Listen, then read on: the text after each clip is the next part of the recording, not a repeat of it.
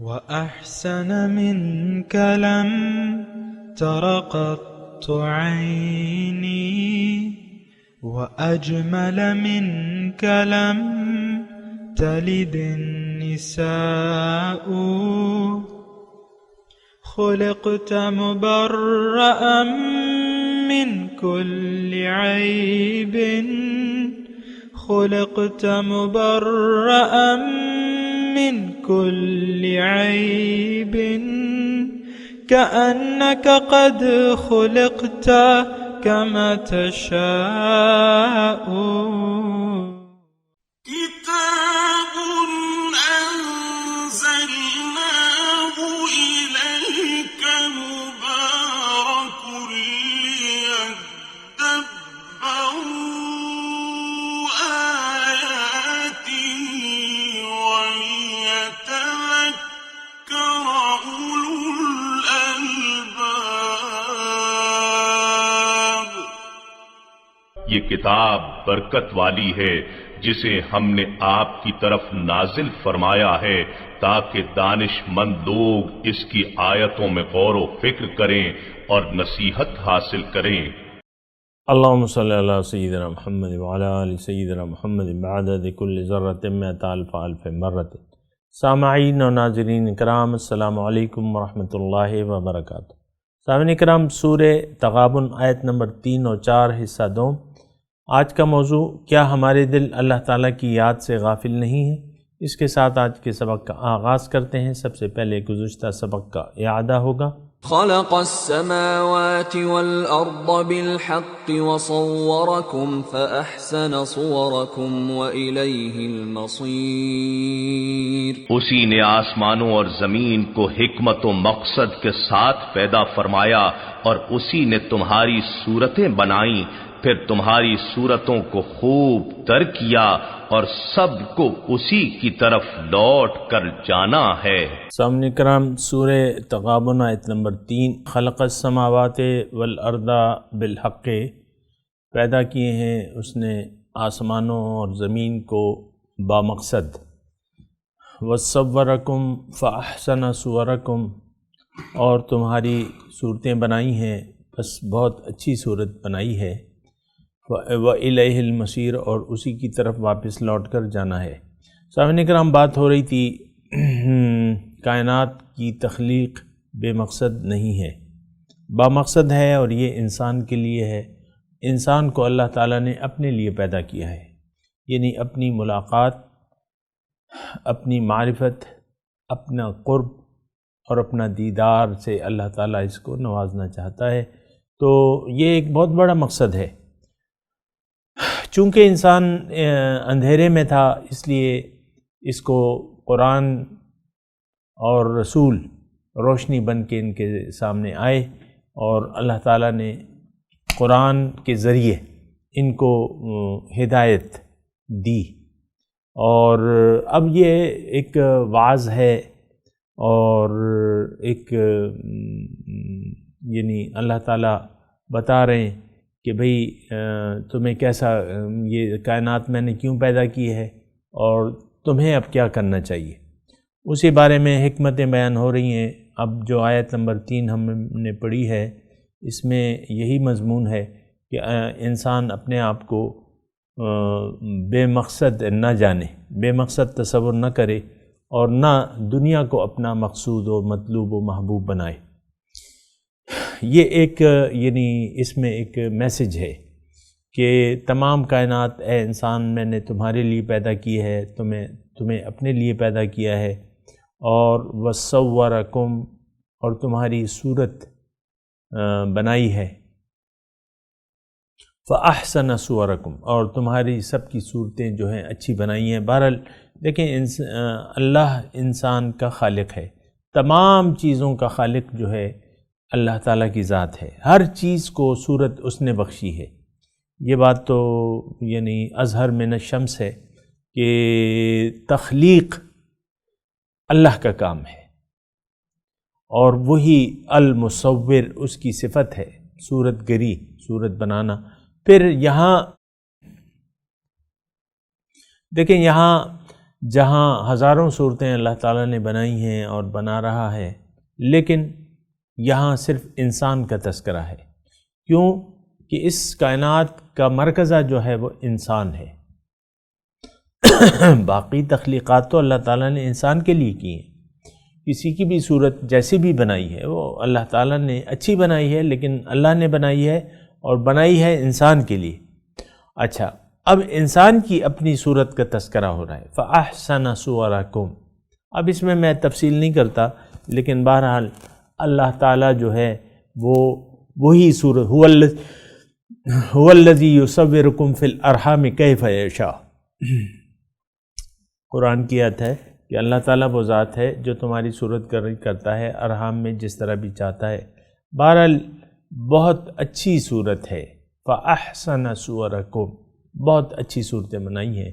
یہاں ایک ضمنی طور پہ میں بات عرض کر دوں، ان لوگوں کو جن کو اپنی شکلیں پسند نہیں ہیں اور وہ ہمیشہ اس کے بارے میں گلے شکوے کا شکار رہتے ہیں، بعض اوقات خواتین ہو گئے، مرد ہو گئے، جو بھی ہیں، لیکن یہاں اللہ تعالیٰ فرما رہے کہ میں نے تمہاری صورت اچھی بنائی ہے۔ تو دیکھیں، صورت بنانے والا، اگر آپ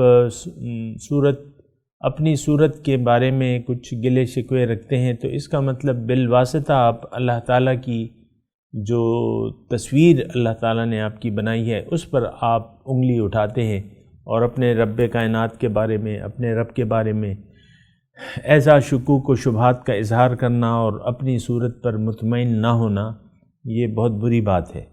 ایسا نہیں ہونا چاہیے۔ ہر انسان جو ہے خوبصورت ہے،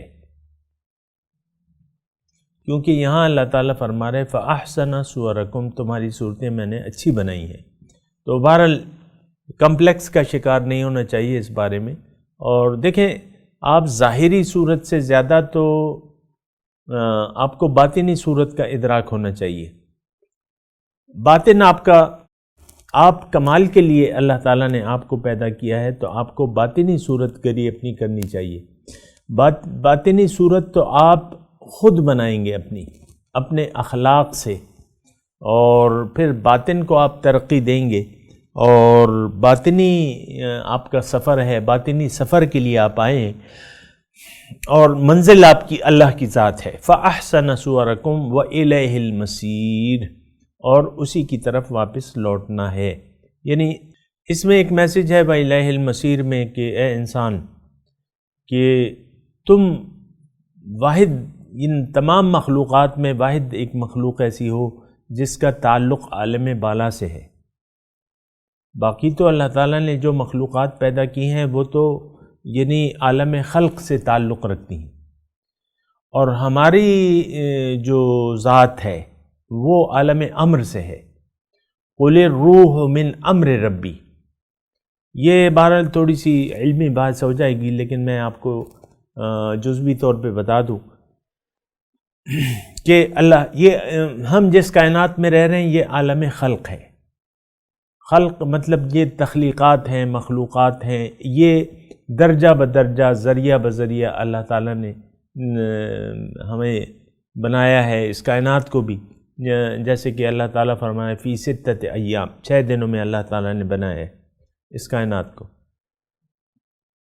تو یہ یعنی عالم خلق میں ذرائع ہیں، اسباب ہیں، لیکن ہماری روح جو ہے، اب دیکھیں ہمارا ظاہری جسم جو ہے، یہ آپ دیکھیں اس کی شروعات ہوتی ہے وہ ایک مخلوط نطفے سے، مرد اور عورت کے مخلوط نطفے سے، انا خلقنا الانسان من نطفۃ امشاج، مخلوط نطفے سے۔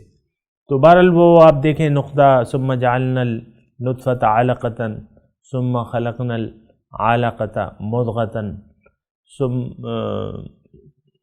اسی طرح وہ جو ہے کہ پہلے نطفہ، پھر مضغہ، پھر علقہ، اسی طرح یعنی درجہ بدرجہ جو ہے، ثم خلقناہ انشاء آخر، او کما قال، ایسی آیت ہے۔ تو اللہ تعالیٰ یہ درجہ بدرجہ انسان، اب ہم خود جو ہے، اب دیکھیں درجہ بدرجہ جو ہے، بچہ ہوتا ہے، جوان ہوتا ہے، پھر ادھیڑ عمر، اور پھر بوڑھا ہونا شروع ہو جاتا ہے، اور پھر تو یہ ہماری ظاہر کی تخلیق جو ہے ہم یعنی یہ عالم امر سے ہے، نہیں عالم خلق سے ہے، اور عالم امر جو ہے وہ آپ کو میں یہ بتاؤں کہ وہ کن فیکون کا معاملہ ہوتا ہے، وہاں اسباب نہیں ہوتے۔ اللہ تعالیٰ جب ارادہ کرتا ہے جو بھی چاہتا ہے اس کو کہتا ہے ہو جا تو ہو جاتی ہے، وہ عالم امر ہے۔ تو بہرحال یہ اپنے مضمون کی طرف آتے ہیں، ہم پڑھ رہے ہیں الہ المصیر، مصیر واپس لوٹنا، یعنی بہت اس میں قیمتی نقطہ ہے۔ اور جو ہم وہ پڑھتے ہیں نا کہ انا للہ و انا الیہ راجعون، کہ ہم اللہ کے ہیں، انا للہ و انا الیہ راجعون، اور ہمیں اللہ تعالیٰ کی طرف واپس لوٹ کے جانا ہے۔ تو بہرحال یہ دیکھیں اپنے آپ کو پہچاننے کی کوشش کریں کہ آپ یعنی آپ یہاں کی مخلوق نہیں ہیں، حقیقت میں آپ آئے ہیں عالم امر سے، عالم ارواح سے آئے ہیں، یہاں عالم خلق میں آئے ہیں، اور یہاں آپ نے وَلَكُمْ فِي الْأَرْضِ مُسْتَقَرٌّ وَمَتَاعٌ إِلَىٰ حِينٍ، تمہیں یہاں کچھ عرصے کے لیے ٹھہرنا ہے اور فائدہ اٹھانا ہے ایک خاص وقت تک کے لیے۔ لیکن ہم آئے ہیں، ہمارا وطن یہ نہیں ہے، ہم مسافر ہیں، کچھ دنوں کے لیے یہاں آئے ہیں، غریب الوطن ہے، اپنا وطن ہم سے چھوٹ گیا ہے، اور اب ہم دنیا میں کچھ عرصہ گزار کے واپس اپنے وطن لوٹیں گے۔ ہمیں محبت ہونے چاہیے اپنے اصلی گھر سے، اور اللہ کے رسول فرماتے ہیں کہ الدنیا دار لمن لا دار لہ ومال لمن لا مال لہ، دنیا اس کا گھر ہے جس کا کوئی گھر نہ ہو، اس کا مال ہے جس کا کوئی مال نہ ہو۔ تو بہرحال انسان سامعین کرام، انسان کا وطن جو ہے، حقیقی وطن ہمارا کون سا ہے؟ عالم امر، عالم ارواح، اور یہاں ہم کچھ دنوں کے لیے آئے ہیں، اور حب الوطن من الایمان، میرے آقا صلی اللہ علیہ وسلم فرماتے ہیں کہ وطن کی محبت جو ہے وہ ایمان کا حصہ ہے، ایمان کا تقاضا ہے، حب الوطن من الایمان۔ تو الہ المصیر، اب اس میں نقطہ دوسرا یہ ہے کہ انسان اگر یہاں یعنی دنیا ہی کا ہو کے رہ جائے تو یہ تو بالکل غلط بات ہے۔ میں اور آپ جس معاشرے میں رہ رہے ہیں، ان لوگوں نے ذہن بنایا ہوا ہے دنیا میں رہنے کا، اور آپ کو یہ معلوم ہے کہ ہماری جو مقصود ہے وہ ہمارا ظاہر ہے، دنیا ہے، دنیا ہمیں محبوب ہے، مقصود ہے، مطلوب ہے، دنیا ہی کی کامیابی کو ہم اپنی کامیابی سمجھتے ہیں، اور دنیا کی ناکامی کو، نقصان کو ہم اپنا نقصان جانتے ہیں۔ یہ غلط بات ہے، ایسا نہیں ہے۔ بسا اوقات یہاں جو تکلیف آپ کو پہنچتی ہے، نقصان پہنچتا ہے، اللہ تعالیٰ آپ اس پر استقامت اختیار کرتے ہیں اپنی مقصد حیات پہ، اور ادھر ادھر ڈگمگاتے نہیں ہیں، اللہ تعالیٰ آپ کو اس کا بہت اجر فرما دیتا ہے۔ وَبَشِّرِ الصَّابِرِينَ الَّذِينَ إِذَا أَصَابَتْهُمْ مُصِيبَةٌ قَالُوا إِنَّا لِلَّهِ وَإِنَّا إِلَيْهِ رَاجِعُونَ، یعنی آزمائش کے وقت جب انسان جو ہے صبر کی روش اختیار کرتا ہے تو اللہ تعالیٰ انہیں پھر جنت کی بشارت دیتا ہے کہ جب وہ اذا اصابتہم مصیبت قالوا انا للہ و انا الیہ راجعون، وہ کہتے ہیں کہ بھئی ہم تو اللہ کے ہیں، اللہ کے پاس واپس جانا ہے۔ وہ الہ المصیر پہ میں بات کروں صاحب کرام، دل آپ کا آخرت میں ہونا چاہیے، جسم آپ کا دنیا میں ہے لیکن آپ کو آخرت کے لیے جینا ہے۔ آپ کو ہر وقت اپنے وطن کا خیال رکھنا ہے کہ بھئی ہم نے تو واپس جانا ہے، اپنے رب کے پاس واپس جانا ہے۔ یہ ایک بڑا خوشکن جملہ ہے سامنے کرام، اگر آپ اس پر سوچیں۔ وَإِلَيْهِ الْمَصِيرُ، اسی کی طرف، کس کی طرف؟ اللہ کی طرف واپس لوٹ کے جانا ہے۔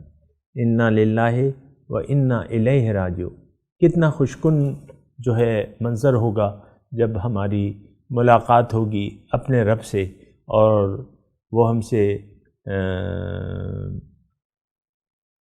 بات کرے گا۔ تو بہرحال وَإِلَيْهِ الْمَصِيرُ۔ اب اس میں اللہ یعنی یہ جو آیت ہم 3 نمبر آیت پڑھ رہے ہیں، اس میں 2 چیزیں بنیادی طور پہ آپ کو نوٹ کرنی ہے کہ ایک میری جو تخلیق ہے وہ بے مقصد نہیں ہے، با مقصد ہے، اور میرا مقصود، دوسری بات یہ ہے کہ میرا مقصود ظاہر نہیں بلکہ باطن ہے، ظاہر نہیں بلکہ باطن ہے۔ تو یہ 2 چیزیں جو ہے، میرا مقصود باطن ہے اور میں نے واپس اپنے اللہ کے پاس لوٹ کر جانا ہے۔ یہ ساری چیزیں جو ہے میں آپ سے گزارش کرتا ہوں، اگر انسان اس طریقے سے اپنی ذہن سازی کر لے اور اس ذہن کے ساتھ جیے کہ بھئی میں تو تھوڑے دنوں کے لیے آیا ہوں اور میں نے یہاں محنت کرنی ہے۔ اللہ تعالیٰ فرما رہے لَقَدْ خَلَقْنَا الْإِنسَانَ فِي كَبَدٍ، انسان کو میں نے مشقت میں پیدا کیا ہے، یعنی اس کی کامیابی جو ہے وہ مشقت میں ہے۔ تو خوب محنت اور مشقت، دنیا جو ہے، یہ ایک بات نوٹ کر لیں کہ دنیا آرام کی جگہ کا نام نہیں ہے۔ اکثر یہ ہوتا ہے نا کہ لوگ سرکاری نوکری اور پھر پینشن، کہ بھئی پینشن ملے گی، جتنے بھی سال گزار دیتے ہیں پینشن پینشن پینشن پینشن ملتی ہے، تو بہرحال وہ اس پہ میں بات نہیں کر رہا، لیکن میں آپ کو یہ کہہ رہا ہوں کہ دنیا ہی کو منزل بنا کر جینا یہ حرام ہے۔ کیا حرام ہے؟ دنیا ہمارا نہ مقصود تھا، نہ ہے اور نہ ہو سکتا ہے، یہ ایک بات نوٹ کر لیں۔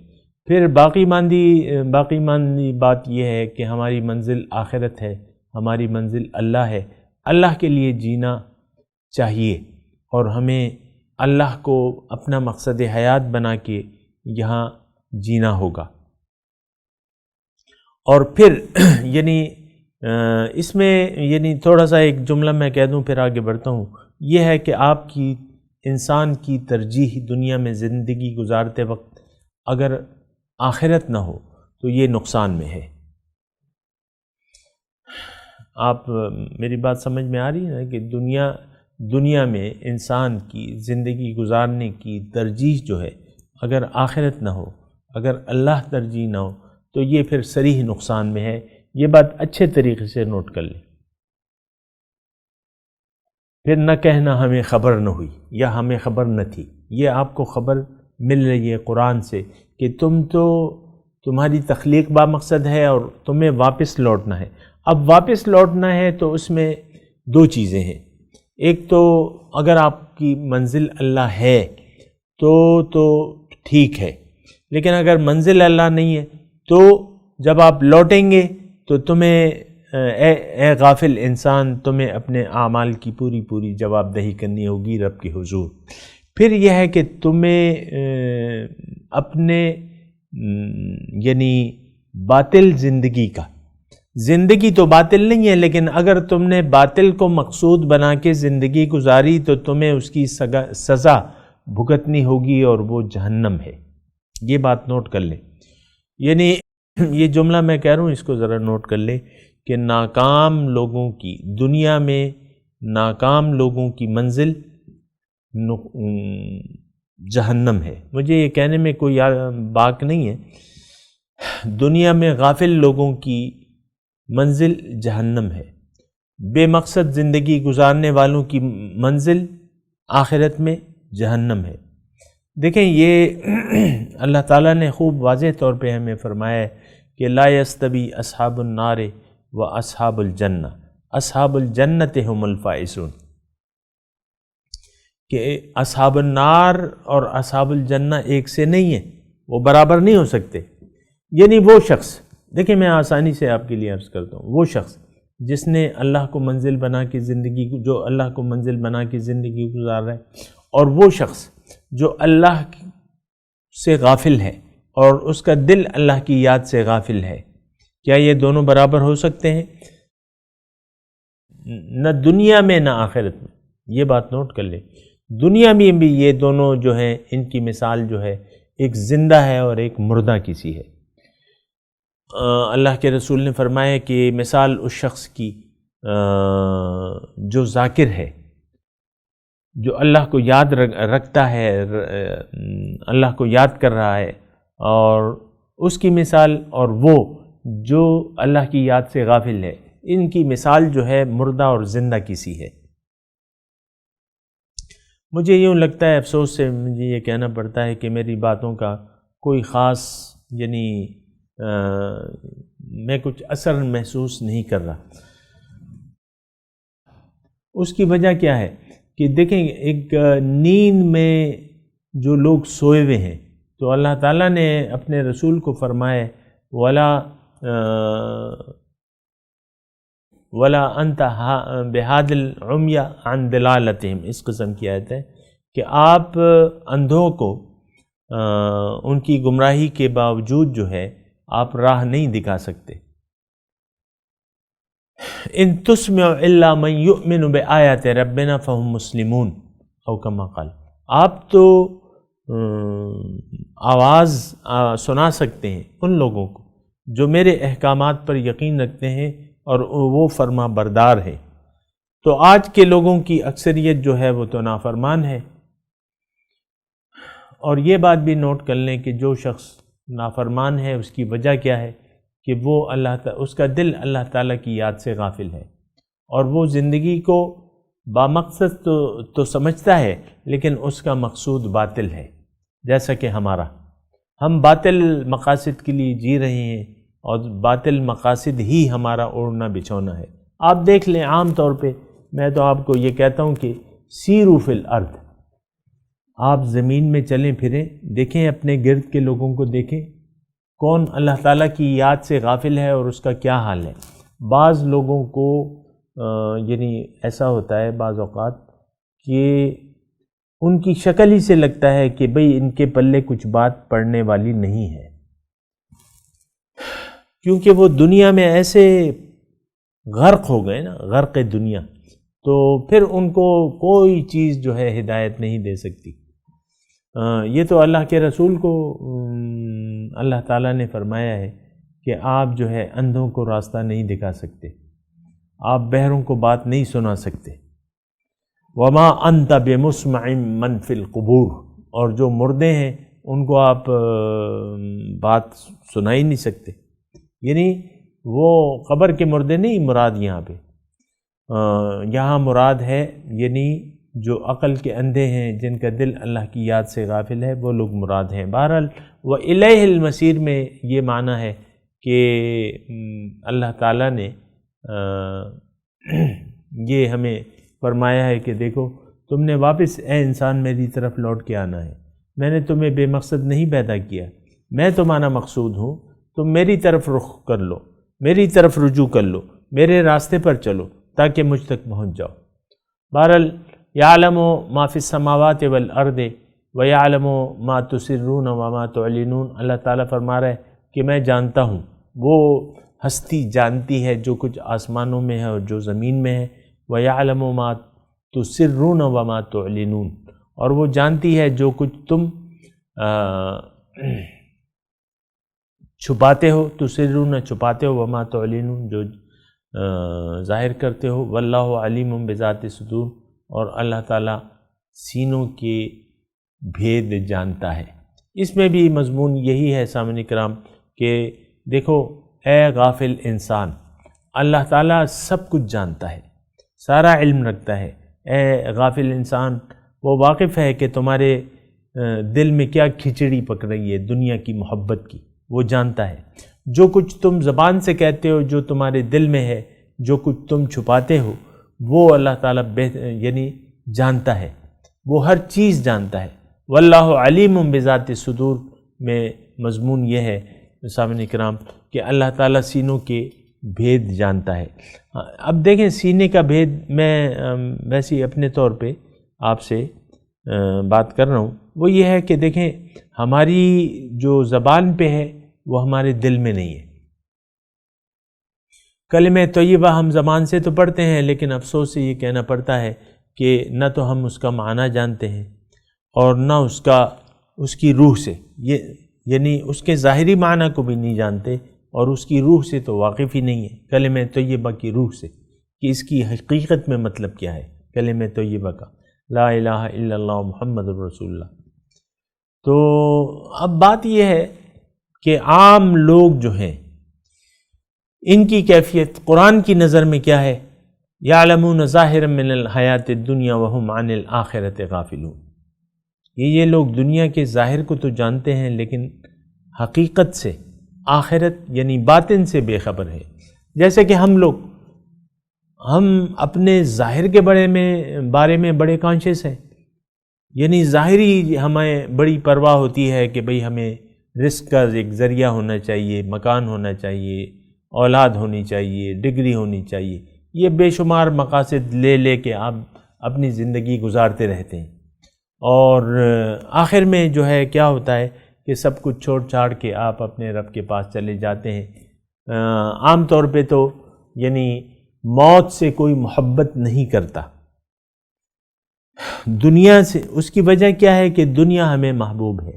جب دنیا آپ کا محبوب بن گئی تو موت آپ کو غیر محبوب ہوگی، موت ایک کڑوی گولی کی طرح وہ آئے گی اور آپ کو کھانی پڑے گی۔ بہرحال میں یہ بات کر رہا ہوں یعلم ما فی السماوات والارض، اس میں مضمون آپ ذرا دیکھیں، اس کا مطلب یہ ہے کہ ہمیں اللہ تعالیٰ بتا رہا ہے کہ دیکھو تمہارے دلوں کے بھید بھی میں جانتا ہوں، تمہارے ظاہر کو بھی جانتا ہوں، باطن کو بھی جانتا ہوں۔ بہتر یہ ہے کہ تم اپنا باطن کے لیے زندگی گزارو، نیت کر لو باطن کی، اللہ کی۔ باطن کی سب سے بڑی حقیقت کون ہے؟ اللہ، اور باطن کی طرف نیت کر لو، اللہ کی طرف نیت بنا لو، اور تمہاری دنیا اور آخرت جو ہے وہ اچھی ہو جائے گی۔ یہ تمام یہ جو 4 آیات ہم نے پڑھی ہیں یہ تقریباً تمہید تھی، اور اس میں اللہ تعالیٰ نے ہمیں یہ بتایا کہ دیکھو یہ ساری چیزیں، مخلوق کو میں نے پیدا کیا ہے، تمہیں میں نے پیدا کیا ہے، تمہاری صورت گری میں نے کی ہے، تمہارے دلوں کے راز میں جانتا ہوں، تم میرے پاس واپس لوٹ کے آؤ گے، اور تمہیں میں نے جو اختیار دیا ہے اس کا ناجائز فائدہ نہ اٹھاؤ، تم مومن بن جاؤ، کافر نہ بنو، تم حق کی تصدیق کرنے والے بنو، حق سے انکار کرنے والے نہ بنو۔ افسوس سے یہ کہنا پڑتا ہے کہ ہم لوگوں کی اکثریت جو ہے وہ حق سے انکاری ہے۔ حق کیا ہے؟ اللہ۔ حق مقصود ہے، محبوب ہے، مطلوب ہے، اور افسوس سے یہ بھی کہنا پڑتا ہے کہ ہم نے باطل کو حق سمجھ لیا ہے اور حق کو ہم باطل سمجھتے ہیں، معاذ اللہ، لیکن یہ ایک حقیقت ہے۔ میں تلاوت کرتا ہوں، میرے ساتھ دہرائیے۔ اعوذ باللہ من الشیطان الرجیم، بسم اللہ الرحمن الرحیم۔ خلق السماوات والارض بالحق وصورکم فاحسن صورکم والیہ المصیر۔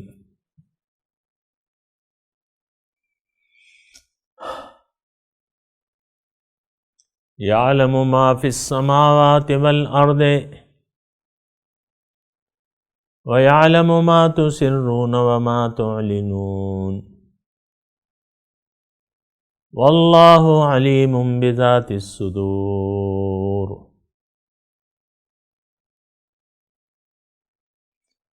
ترجمہ سنا دیں۔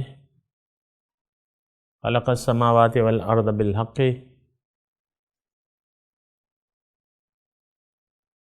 وصورکم فاحسن صورکم وَإِلَيْهِ الْمَصِيرُ۔ يَعْلَمُ مَا فِي السَّمَاوَاتِ وَالْأَرْضِ وَيَعْلَمُ مَا تُسِرُّونَ وَمَا تُعْلِنُونَ وَاللَّهُ عَلِيمٌ بِذَاتِ الصُّدُورِ۔ اب ان آیات کی تلاوت اور ترجمہ سنتے ہیں۔ خلق السماوات والأرض بالحق وصوركم فأحسن صوركم وإليه المصير۔ He created the heavens and the earth with truth, and he designed you well, and to him is the final return. يعلم ما في السماوات والأرض ويعلم ما تسرون وما تعلنون واللہ علیم بذات الصدور۔ He knows everything in the heavens and the earth, and he knows what you conceal and what you reveal, and God knows what is within the hearts۔ اس کے ساتھ ہی آج کے درس کا وقت اختتام کو پہنچا۔ انشاءاللہ اگلے درس میں ملاقات ہوگی۔ وآخر دعوانا ان الحمدللہ رب العالمین، والسلام علیکم ورحمۃ اللہ وبرکاتہ۔